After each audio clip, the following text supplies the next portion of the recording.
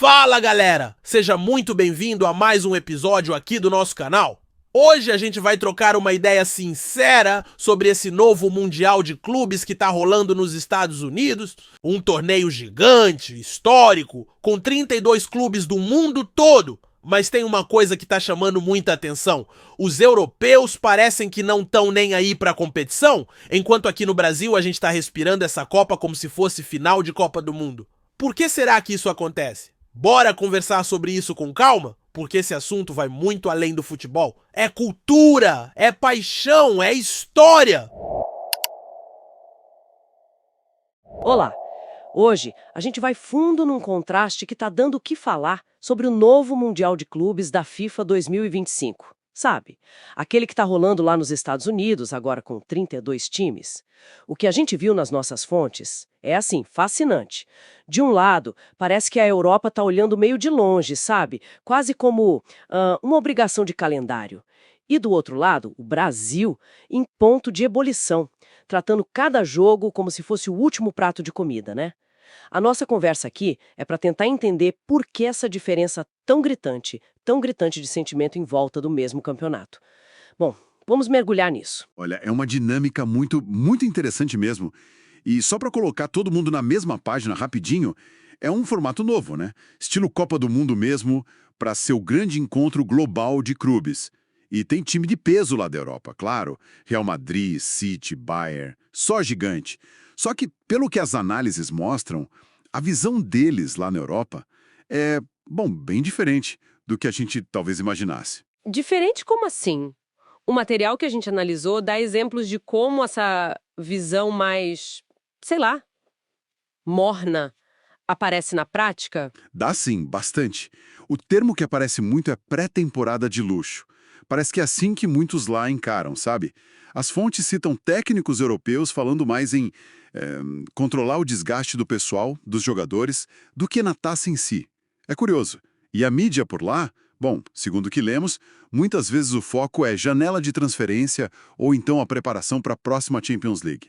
O Mundial fica meio em segundo plano. É, faz sentido, né? Pensando no poder, no dinheiro, no prestígio que a Champions já tem consolidado para eles. Exato. Parece que a Champions ainda é o que realmente, carimba a temporada de sucesso para eles. Financeiramente, esportivamente. Entendi. Mas aí, se essa é a vibe na Europa, como é que as fontes descrevem essa intensidade toda do lado brasileiro? Porque aqui a coisa pega fogo, né? É aqui que fica realmente interessante. Nossa, é o extremo oposto. Totalmente. As fontes usam palavras como obsessão, missão nacional, sabe? Quase um dever cívico para os clubes brasileiros que estão lá. Flamengo, Palmeiras, Fluminense. A galera toda, a mobilização da torcida que eles descrevem é impressionante. Milhares de pessoas indo para os Estados Unidos. Não é só mais um torneio. É o torneio, é a chance de olhar no olho de igual para igual dentro de campo. E essa carga emocional toda, por quê? As fontes buscaram entender essa raiz da paixão brasileira. De onde vem isso? Buscaram sim, e aponta muito para uma ligação forte com nossa identidade, sabe?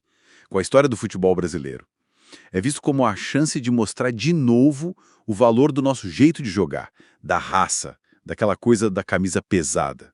Mostrar que o peso da história desses clubes ainda conta num futebol hoje tão dominado pelo dinheiro, pelas cifras lá de fora.